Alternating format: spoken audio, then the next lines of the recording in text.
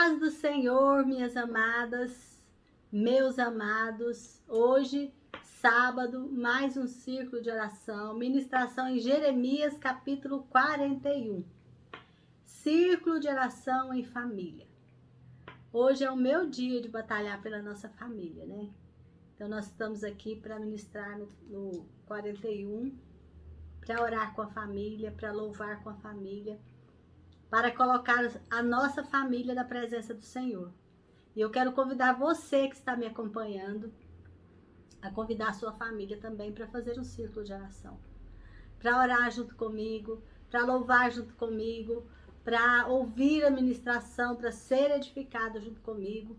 Então leve esse círculo de oração até a sua família, mostra para eles como exemplo de algo produtivo, enriquecedor, que vocês podem fazer em família. Não há nada melhor do que conhecer o Senhor, eu, você e a nossa família, amém? Então hoje eu vou começar louvando e engrandecendo o nome do Senhor, Pai, entregando também esse ciclo de oração diante do Senhor, as pessoas que estão ouvindo o Senhor, e que não seja eu, mas seja o Espírito Santo do Senhor a falar, a ministrar, a louvar. Em nome do Senhor Jesus estou aqui, Pai. Faz segundo a tua vontade, em nome de Jesus. Amém? E hoje eu vou louvar usando a harpa cristã. É um inário. Eu nasci, cresci na Assembleia de Deus e a gente sempre usava, a gente chama de harpa cristã. É um compilado de vários hinos inspirados pelo Espírito Santo e que a gente usa na igreja para louvar, a gente usa, uso aqui agora para louvar, a gente usa em casa para louvar, e são canções maravilhosas, e se você não conhece, eu convido você a conhecer. Eu vou cantar hoje o 15. O 15 é uma canção maravilhosa. Como eu já disse para vocês, eu não sou muito afinada, mas o Senhor não olha isso. O Senhor olha o louvor que sai de dentro do nosso coração. Então, se você também não é muito afinado ou afinada, não se preocupe com isso. Simplesmente louve. Amém? Então, número 15 se chama Conversão. Oh, quão cego andei e perdido vaguei, longe, longe do meu Salvador. Mas do céu ele desceu e seu sangue verteu para salvar um tão pobre pecador. Foi na cruz, onde um dia eu vi meus pecados castigados em Jesus. Foi ali pela fé que meus olhos abriu e agora me alegro em sua luz.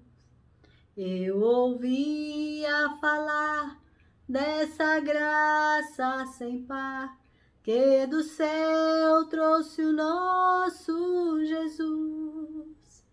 Mas eu surdo me fiz, converter-me não quis ao Senhor, que por mim morreu na cruz. Foi na cruz, onde um dia eu vi meus pecados castigados em Jesus. Foi ali pela fé que meus olhos abri e agora me alegro em sua luz. Mas um dia senti meu pecado e vi sobre minha espada da lei, apressado fugi, em Jesus me escondi, e abrigo seguro nele achei. Foi na cruz, onde um dia eu vi meus pecados castigados em Jesus. Foi ali pela fé que meus olhos abri, e agora me alegro em sua luz. Quão ditoso então este meu coração, conhecendo o excelso amor, que levou meu Jesus a sofrer lá na cruz, para salvar um tão pobre pecador. Foi na cruz, onde um dia eu vi meus pecados castigados em Jesus. Foi ali pela fé que meus olhos abri, e agora me alegro em sua luz. Aleluia! Esse hino fala muito ao nosso coração, porque ele fala para que a gente olhe para a cruz, veja o sacrifício de Jesus, entenda que você é pecador e que você precisa dele para que você seja liberto do pecado, para que você não viva em pecado. Oh, Jesus lindo, toca todos os corações que estiverem ouvindo essa palavra agora, Senhor, para que eles também possam sentir que seus olhos foram abertos, seus ouvidos foram abertos, seu entendimento foi aberto, e eles possam se voltar para o Senhor e o Senhor os possa curar. No nome de Jesus eu peço, Pai. Amém? Essa canção, ela é muito linda mesmo. Agora vamos à palavra? Vamos ao capítulo 41. Mas eu quero ler a partir do 13 do capítulo anterior, porque ele vai nos dar o entendimento do que vai acontecer no 41, que vai falar sobre a morte de Gedalias, né? Então, começa assim. Depois disso, depois que Gedalias foi colocado como governo, que aconteceu toda aquela invasão de Nabucodonosor, e Nabucodonosor levou todos para a Babilônia, porque Nabucodonosor tinha dado uma oportunidade para o rei Zedequias, e o rei Zedequias não aproveitou a oportunidade, desobedeceu ao Senhor, e a tragédia aconteceu com ele. Ele viu os filhos serem mortos, ele teve os seus olhos furados, foi levado preso, cativo, com correntes para a Babilônia. Todas as autoridades de Judá foram mortas, né? E a cidade de Jerusalém foi queimada, foi destruída, e todas as pessoas foram levadas. Nisso, alguns ficaram espalhados, que fugiram, né? E na cidade ficaram somente aqueles muito pobres, na cidade não, no país de Judá. E aí, quando Nabucodonosor foi embora, ele deixou Gedalias como governador de Judá. Aí por isso que fala depois disso, depois de tudo isso, Joanã, filho de Careá.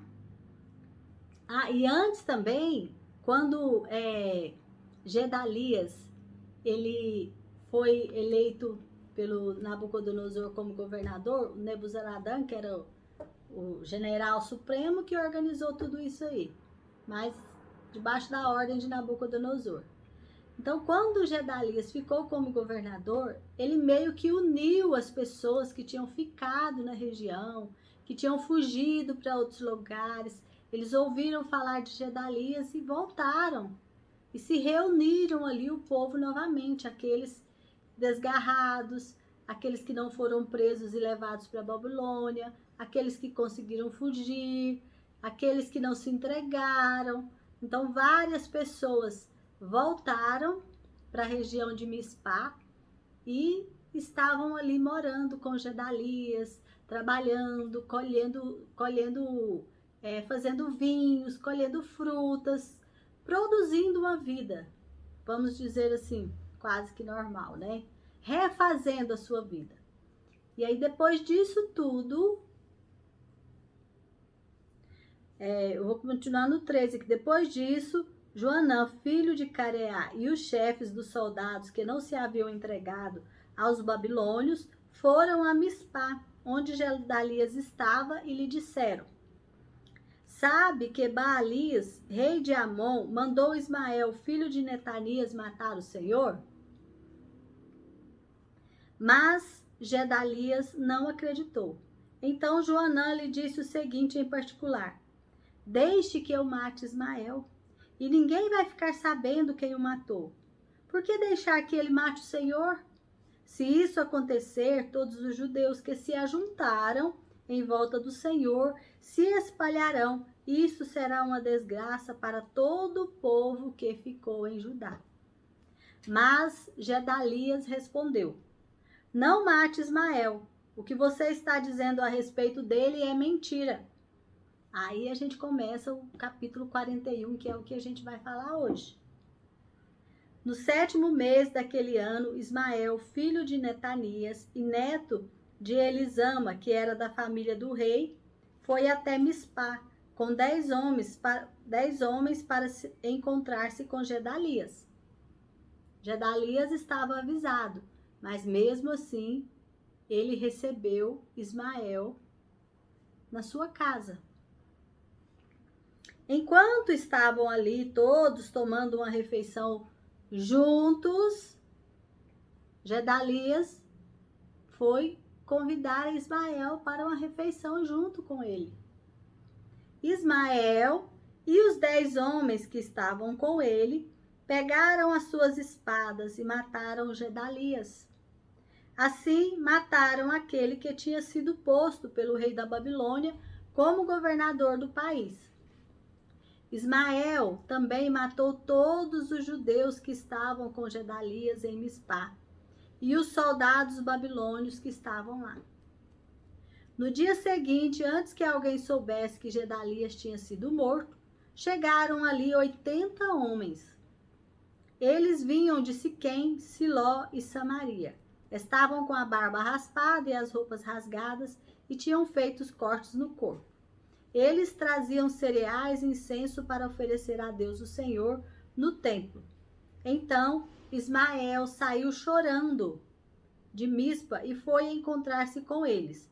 Quando chegou perto deles, disse: entrem e venham ver Gedalias. Quando eles entraram na cidade, Ismael e os seus homens os mataram e jogaram os corpos num poço. Mas havia no grupo 10 homens que disseram a Ismael: não nos mate, temos trigo, cevada, azeite, mel escondidos no campo.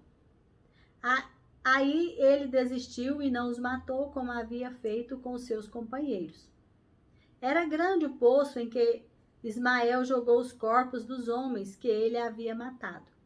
O rei Asa o havia cavado para se prevenir contra os ataques ao rei Baasa de Israel.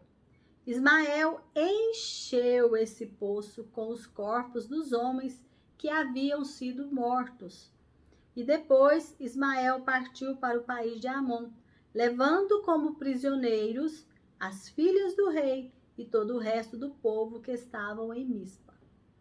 O comandante-geral Nebuzaradã tinha deixado Gedalias como responsável por essa gente. Joanã, filho de Careá, e todos os chefes do exército que estavam com ele, ouviram falar do crime que Ismael havia cometido. Então, reuniram os seus soldados e foram combater contra Ismael. Eles o alcançaram perto do grande poço de Gibeão. Quando os prisioneiros de Ismael viram Joanã e os chefes do exército com ele, desculpa, gente, ficaram alegres. Aí viraram e correram para o lado de Joanã. Mas Ismael e 8 dos seus homens escaparam de Joanã e fugiram para o país de Amon. Então, Joanã e os chefes do exército que estavam com ele reuniram os soldados, as mulheres, as crianças e os eunucos que Ismael havia levado de Mispá como prisioneiros, depois de ter matado Gedalias. Assim, reuniram a gente que Joanã havia tomado de Ismael em Gibeão e partiram, parando um pouco em Jeruti-Quimã, perto de Belém. Eles queriam ir até o Egito para fugir dos babilônios. Estavam com medo deles porque Ismael tinha matado Gedalias, aquele que havia sido posto como governador do país pelo rei da Babilônia. Amém? Então a gente vê aqui uma história muito triste, né? E eu fiquei aqui meditando e fazendo as minhas anotações. Vou fazendo as minhas anotações e vou pensando. O que é uma pessoa não vigiar? O que acontece quando alguém não vigia? Pode acontecer um desastre tão terrível, uma fatalidade tão terrível como foi essa daqui. Então a gente via que Gedalias, ele foi avisado. Ele foi avisado, mas ele virou para aqueles que o estavam avisando e simplesmente falou: não, vocês estão mentindo, Ismael não é assim. Ismael não me quer mal. Além de não dar atenção ao que estava sendo dito para ele, ainda convidou o dito que estava sendo falado que ia matá-lo para comer junto. E eles ficaram tão desprevenidos que Ismael levou 10 homens só. E a quantidade de homens que Ismael matou. Por quê? Porque ninguém estava vigiando. Ninguém estava atento. Estava todo mundo dormindo, o sono da despreocupação, o sono da tranquilidade, o sono de não se importar com o que vai acontecer e de não se prevenir, apesar de ter tido alguém que se levantou. E não foi só uma pessoa, foi um homem e mais alguns chefes de exército. Eram pessoas que era para ter ouvido alguma coisa, né? Pelo menos parado e pensado. E aí eu fui anotando aqui. Ismael, filho de Netanias, neto de Elisama, que era da família real, apoiado pelo rei de Amon. Então, quem que era Ismael? Ismael era uma pessoa da família real. Vocês viram que eles levaram as filhas do rei? Porque Nabucodonosor tinha matado os filhos do rei, que seriam os que poderiam herdar o trono. Mas as filhas tinham ficado lá. Ele não quis nem levar as filhas do rei. E Ismael era da família real. Era neto de um familiar. E ele foi a Mispa com 10 homens. E o que ele fez com 10 homens? Mataram Gedalias e todos os judeus que estavam com ele. Mataram os soldados babilônios que estavam lá fazendo a guarda. Eles mataram também 70 dos 80 homens que chegaram para oferecer sacrifício ao Senhor. E aí desses 80, 10 deles foram espertos. Não nos mate que a gente tem algo para te pagar pela nossa vida. Sobraram esses 10, né? E ele matou tanta gente que ele encheu o poço, que era um poço grande, que estava sendo cavado como para prevenir ataques de reis. Ele encheu o poço com corpos. Imagina que cena de terror. E ele, com os 10 homens, levou prisioneiro as filhas do rei e todo o resto do povo que estava em Mispá. E aí, refletindo sobre isso, me vieram as palavras: vigiar, prudência, cilada. Gedalias foi avisado e mesmo assim se sentou à mesa com o seu inimigo Ismael. Ismael estava junto com o rei de Amon, planejando matar Gedalias. Gedalias foi avisado, mas ele nem se atentou, ele não se preocupou. E eu fiquei pensando, gente, quando a gente recebe um conselho, será que a gente presta atenção? Quando você recebe um conselho, você analisa o conselho? Por várias vezes, eu vejo pessoas que vão dar conselho, outro fala, não, já sei, nem me fala sobre isso.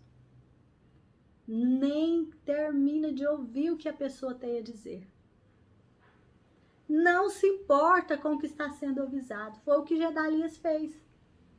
Joanã estava lá avisando. Ismael está querendo te matar, planejando te matar junto com o rei de Amon. Fica alerta, presta atenção. Gedalias, não, você está mentindo. Não vem chamar Ismael de assassino perto de mim, não aceito. Ele confiava em Ismael. Mas ele estava sendo avisado. Ele tinha que ter parado, analisado, prestado atenção aos sinais. Em Provérbios 9, 10, 11 diz assim: o temor do Senhor é o princípio da sabedoria.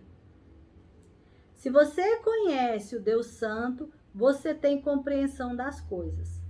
A sabedoria... Pega meu óculos. A sabedoria fará com que você tenha uma vida mais longa. A palavra do Senhor fala assim: a sabedoria fará com que você tenha uma vida mais longa. Em Provérbios 11, 14 diz assim: não havendo sábia direção, cai o povo, mas na multidão dos conselhos há segurança. Então, não havendo sábia direção, cai o povo. Não houve sábia direção de Gedalias. Gedalias foi morto e o povo ficou sem rumo. E aí eles queriam, depois de passou tudo, eles queriam fugir para o Egito. E a gente vai ver o que Deus fala para eles sobre essa fuga para o Egito. Então, por quê? Porque não houve sábia direção. E a sábia direção, ela vem de onde? Vem da sabedoria. E a sabedoria, ela vem de onde? Ela se inicia a partir do temor do Senhor. Então, se você tem temor ao Senhor, isso já é o princípio de você ser uma pessoa sábia. Gedalias podia ter buscado conselho no Senhor. Gedalias podia ter orado ao Senhor, clamado ao Senhor. Senhor, me revela a verdade, o que está acontecendo. Não, ele foi dormir tão descansado. Eles estavam tão despreocupados que até os soldados que estavam lá foram mortos. Então, é algo que a gente deve ficar assim, ó, atento. Quando alguém vem me aconselhar, será que eu estou dando ouvido? Será que eu estou olhando para o Senhor, que se eu estou sendo sábio, eu estou levando uma vida de uma forma sábia? Os meus resultados mostram se eu estou levando uma vida de forma sábia ou não. Os meus resultados mostram que eu tenho o princípio da sabedoria, que é o temor do Senhor. Se eu sou uma pessoa que teme ao Senhor, que ando segundo os conselhos do meu Deus. Então, eu anotei aqui para nós como saber se um conselho não é uma cilada. Porque quando Gedalias ouviu aquele conselho, ele falou assim, isso é uma cilada, o que vocês estão querendo falar aí? Vocês estão querendo fazer com que eu fique de mal de Ismael? O Ismael não é assim. Então eu fiquei pensando, como que a gente vai saber se um conselho não é uma cilada? Quando alguém vem me aconselhar, qual a primeira coisa que eu preciso observar? Então eu fui analisando e falando com Deus e obtive aqui algumas respostas, que eu vou passar para você agora. Ó, quando eu recebo um conselho, a primeira coisa que eu devo observar, quem é a pessoa que está me aconselhando? A primeira coisa eu vou olhar para a pessoa que está me aconselhando. E lá em Lucas, no capítulo 6, versículo 43 a 45, diz assim: não há árvore boa que dê mau fruto, nem tampouco árvore má que dê bom fruto. Porquanto cada árvore é conhecida pelo seu próprio fruto, porque não se colhem figos de espinheiros, nem dos abrolhos se vidimam uvas. Lucas, capítulo 6. Faltou o último versículo aqui que eu vou pegar para vocês. Lucas, capítulo 6, versículo 43 ao 45. Ó, o 45, faltou aqui a minha anotação. A boa pessoa tira o bem do depósito de coisas boas que tem no seu coração. E a pessoa má tira o mal do seu depósito de coisas más. Pois a boca fala daquilo que o coração está cheio. Então, a primeira coisa que eu vou fazer, quando eu receber um conselho, eu vou analisar qual a árvore que está me aconselhando. Essa árvore que está me aconselhando é uma árvore de bons frutos? Porque pelos frutos a gente conhece a árvore. E a palavra do Senhor está falando aqui que a árvore boa não dá mau fruto. E a árvore ruim não dá bom fruto. Então, a primeira coisa que você vai observar, que tipo de fruto dá essa árvore que está me aconselhando? Posso confiar? Segundo, o conselho te trouxe paz? No Êxodo 18, 24, diz assim: Moisés aceitou o conselho do sogro, o sogro Jetro dele, e pôs em execução a sugestão. Então, você olhou, a árvore é boa, tem bons frutos. Então, agora você vai olhar o conselho, você vai analisar o conselho. Esse conselho te trouxe paz no coração? Você sente paz em executar esse conselho? Quando Jetro, sogro de Moisés, chegou no acampamento levando a esposa e os filhos de Moisés para ele, ele percebeu que Moisés estava sobrecarregado com o povo. Então ele aconselhou Moisés, divide, coloca líderes sobre esse povo e os líderes vão te ajudar a julgar, só trazendo até você os casos mais sérios, e você julga somente os casos mais sérios. Assim o povo não vai precisar de ficar o dia inteiro ao sol te esperando você para que você julgue sozinho. Então, um conselho que traz paz. Sabe que é verdade? Isso é bom. Esse conselho é bom. Então, Moisés imediatamente fez o que o sogro dele tinha aconselhado e foi abençoado por isso. Então, quando eu recebo um conselho, aquele conselho é bom, aquele conselho me traz paz, aquele conselho, ele é de acordo com a vontade do Senhor, porque a gente já sabe perfeitamente definir o que é bom e o que é ruim. A gente já sabe, nós, seres humanos, já sabemos perfeitamente o que é certo e o que é errado, o que devemos ou não fazer. Muitas vezes a gente não quer, mas a gente sabe o que é certo a se fazer, o que vai trazer paz. A coisa certa, a decisão certa a se tomar. Então, você olhou que quem te aconselhou é uma árvore boa. Você viu que o conselho te traz paz. Você vai orar agora, antes de tomar a decisão. Você vai falar com o Todo-Poderoso. E eu peguei lá em Tiago 5, diz assim: se algum de vocês tem falta de sabedoria, peça a Deus que a todos livremente, de boa vontade, lhe é concedida. Então, se você tem falta de sabedoria, peça a Deus. Se depois de ver a árvore, de ver o conselho te dar paz, você ainda não tem a certeza daquilo que você quer fazer, você não sabe para que lado você deve andar, fala com o Senhor. Senhor, eu não estou tendo sabedoria para tomar essa decisão. Me dá sabedoria. E Ele livremente te dá sabedoria. E você precisa de entender que você orou, recebeu, veio de Deus. Não deixe aqueles pensamentos de incredulidade tomar conta da sua mente. Em 1 Coríntios 10, 31 diz assim: assim quer vocês comam, quer vocês bebam, quer façam qualquer outra coisa, façam tudo para a glória de Deus. Então, se o conselho que você recebeu, se a atitude que você tomou, se a decisão que você tomou é para a glória de Deus, tranquiliza o teu coração, porque todas as coisas cooperam para o bem daqueles que amam a Deus. Então vai dar tudo certo, não precisa ficar angustiado. Todos os seus planos vão dar certo. Todo o caminho que você andar vai dar certo, porque você está fazendo tudo para a glória de Deus.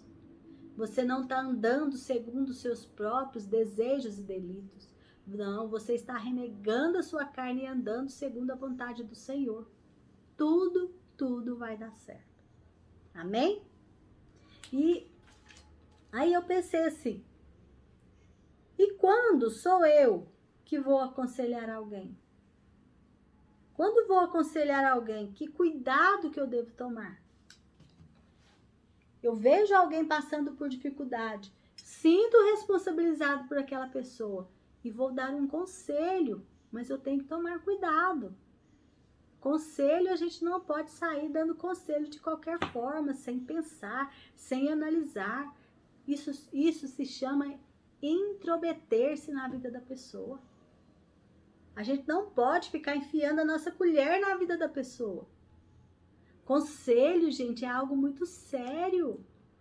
É algo que quando você vai dar para alguém, você tem que antes pensar, analisar, refletir. E eu fiquei pensando sobre isso aqui. E eu anotei aqui 3 coisinhas assim que eu pensei. Nossa, isso eu tenho que levar isso a sério. Por quê? Porque Joanã e os chefes dos soldados, eles foram aconselhar Gedalias. E Gedalias deu ouvido? Não. Adiantou os conselhos deles? Não. Depois eles ficaram numa situação terrível. E depois, no próximo capítulo, vocês vão ver coisas ainda mais terríveis acontecem com eles. Oh, meu Deus. Por quê? Porque não usam o princípio da sabedoria. Qual que é o princípio da sabedoria? Temor do Senhor. O temor do Senhor. Saber discernir o que é certo, o que é errado. Pensar de acordo com a vontade do Senhor. Não fazer coisas, não deixar o espírito do engano tomar conta da vida, né? Então, quando eu vou aconselhar alguém, primeiro, eu vou pensar assim, eu pratico aquilo que eu ensino? Lá em Mateus 7:24 diz assim, aquele que ouve, que aprende, né, as minhas palavras e as pratica será comparado a um homem prudente que edificou a sua casa na rocha. Então, eu pratico aquilo que eu estou aconselhando a pessoa. Eu observo aqueles ensinamentos que eu estou dando para alguém. Se eu estou aconselhando, é porque eu, na minha visão, eu estou vendo mais além. Mas eu estou praticando aquilo que eu ensino para aquela pessoa. Às vezes, eu posso estar dando um conselho que eu estou precisando daquele conselho. Às vezes eu dou um conselho para alguém, mas eu estou muito pior do que ela. Então eu preciso me analisar primeiro. As minhas atitudes, as minhas decisões, o que eu ando fazendo. Não é verdade? Segundo, eu paro para ouvir com atenção o que se passa com a pessoa em questão? Tiago 1,19. Todo homem seja pronto para ouvir, tardio para falar e mais tardio ainda para se irar. Então, eu paro para ouvir, eu estou entendendo perfeitamente qual é o problema, qual a situação que a pessoa está passando. Ou eu já entro para resolver da minha forma, do meu jeito. Então, que eu seja pronto para ouvir. Às vezes a pessoa vem até nós pedir um conselho. E a gente mal ouve o que ela fala e já dá conselho. Você não sabe, não chegou nem na metade do problema, você já deu a solução. Ouça primeiro, seja pronto para ouvir. Entenda perfeitamente. Converse com o Senhor ali, uma oração rápida no seu coração. Senhor, eu estou aqui ouvindo isso aqui, me dá sabedoria. Usa o temor do Senhor. Senhor, me dá sabedoria para aconselhar essa pessoa. Ela está passando por essa e essa situação. Terceiro, eu me coloco no lugar do outro ou simplesmente quero provar que estou certa? Lucas 6, 37 e 38. Não julgueis e não sereis julgados. Não condeneis e não sereis condenados. Perdoais e sereis perdoados. Dai e dar-se-vos-á. A boa medida, recalcada, sacudida, transbordante, generosamente vos darão. Porque com a mesma medida com que tiverdes medido, vos medirão também. Então, se a pessoa vem me pedir um conselho, se eu vou dar um conselho, eu me coloco no lugar dela primeiro? Ou eu começo a julgá-la? Ou eu começo a pensar, essa pessoa está passando por isso, porque merece. Espera aí que eu vou mostrar para ela como é que se faz as coisas. Como que eu estou agindo? De que forma? E eu preciso entender também que eu tenho que orar junto com a pessoa. Eu tenho que colocar essa pessoa na presença do Senhor. Eu preciso praticar o princípio da sabedoria. Eu preciso exercitar o princípio da sabedoria, que é o temor do Senhor. Todas as questões precisam ser para a glória de Deus. Todos os conselhos que eu der precisam glorificar o Senhor. Sem julgamentos. A pessoa às vezes cometeu um ato terrível e eu já julgo e já condeno. Não, para você já não tem mais jeito, você já está perdido. O conselho que eu te dou é para afastar dessas pessoas, sai de perto. Duas pessoas brigaram, olha, não olha mais para a cara dele, não olha mais para a cara dela. O marido e a esposa estão discutindo, olha, separa logo. Separa, arruma outro que gosta de você. Cuidado com o tipo de conselho que você tem dado. Um conselho mal colocado pode destruir uma família. Cuidado quando alguém te dá um conselho e você não ouve. Um conselho não ouvido pode destruir uma família. Então a palavra para nós é vigiar, prudência, cilada. Vigie nos conselhos que você tem recebido. Vigie nos conselhos que você tem dado. Seja prudente, use da prudência. Use o princípio da sabedoria. Para você não cair numa cilada e nem fazer ninguém cair numa cilada. Lembre sempre que receber é melhor dentro do seu coração. Receber dentro do seu coração é melhor do que parecer que recebeu. Então, quando você recebe, quando você entra na presença do Senhor, quando você se deixa ser levado pelo Criador, quando você entende o princípio da sabedoria, aquele conselho que você recebeu, ele é digerido na sua mente e ele é filtrado. Tudo que não é bom é jogado fora e vai ficar tudo que é bom. E quando você tem que dar um conselho, use o princípio da sabedoria, porque o conselho que você vai dar, quando ele vai sair da sua boca, ele já vai sair filtrado pelo Senhor. Amém? Ó, Apocalipse 16:15 diz assim: eis que venho como um ladrão.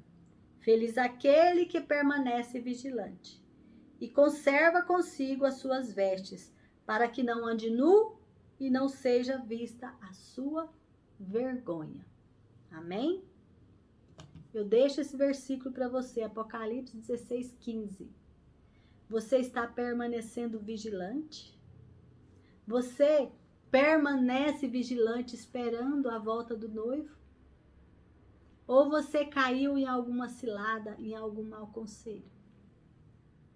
Ou você está sendo boca para dar conselhos e alguém está caindo em ciladas por causa de conselhos impensados, não por maldade, Não estou dizendo que você está fazendo por maldade, nem que eu faço por maldade. Mas às vezes a gente dá um conselho de forma precipitada, sem usar o princípio do temor do Senhor. Sem usar o princípio da sabedoria. Guarda bem essa palavra. O princípio da sabedoria é o temor do Senhor. Use em todas as questões da sua vida. Use quando você vai receber um conselho, quando você vai dar um conselho.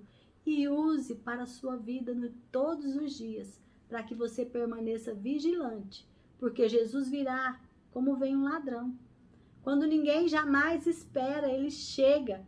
E se você não estiver prevenido, se você não estiver com as suas lamparinas acesas, se você não estiver cheio do Espírito Santo, se você não estiver selado, se você não estiver com a marca do Cordeiro, do sangue de Cristo, você fica. E não há nada mais terrível do que isso, não há cilada pior. Então não deixe que os conselhos te façam desanimar. Não deixe que maus conselhos te joguem no buraco. E também não perca os bons conselhos. Use o princípio da sabedoria, que é o temor do Senhor. Amém? Que o Senhor te abençoe e te guarde, que faça resplandecer o seu rosto sobre ti e te dê a paz. Eu agora quero orar pela minha família, que o nosso propósito é batalhar pela nossa família. Senhor, sobre essa ministração de hoje, Pai, eu peço ao Senhor que o Senhor deposite nos nossos corações o princípio da sabedoria, que é o temor do Senhor. Que cada um de nós, Pai, receba hoje a sabedoria que o Senhor dá de livre, sem medidas, Senhor. O Senhor dá de forma sem medidas, Pai. Então eu peço, Pai, pela minha mãe, pelos meus irmãos, meus sobrinhos, Senhor, meus primos, tios, meus familiares, a minha casa, Senhor, meus filhos, minhas noras, meu esposo. Pai querido, é em nome do Senhor Jesus que eu os coloco, Senhor, no teu esconderijo. Senhor, e eu peço ao Senhor que o Senhor sonde o coração de cada um de nós, Pai. E se nós estivermos, Pai, displicentes, se nós não estivermos vigilantes, Pai, nos dá um toque, nos aviva, Pai. Aviva-nos, Pai querido, para que a gente entre em posição, para que nenhum se perca, Pai, no nome do Senhor Jesus. Pai, e a semana que eles vão começar de trabalho, Senhor, que o Senhor esteja com cada um deles, Pai. Obrigada por essa semana abençoada que o Senhor deu para cada um de nós. Senhor, que a gratidão do Senhor seja, Senhor, principal meio, Senhor, pelo qual nós olhemos para este mundo, através de um coração grato que te ama, Pai, que agradece ao Senhor pelas bênçãos concedidas, em nome do Senhor Jesus. Eu entrego diante do Senhor a minha família, esse círculo de oração, os componentes desse círculo de oração, e peço, Senhor, que o Senhor continue o trabalho que o Senhor tem feito nas nossas vidas. Em nome de Jesus, amém? E glórias a Deus, aleluia. Que Deus abençoe até o próximo sábado.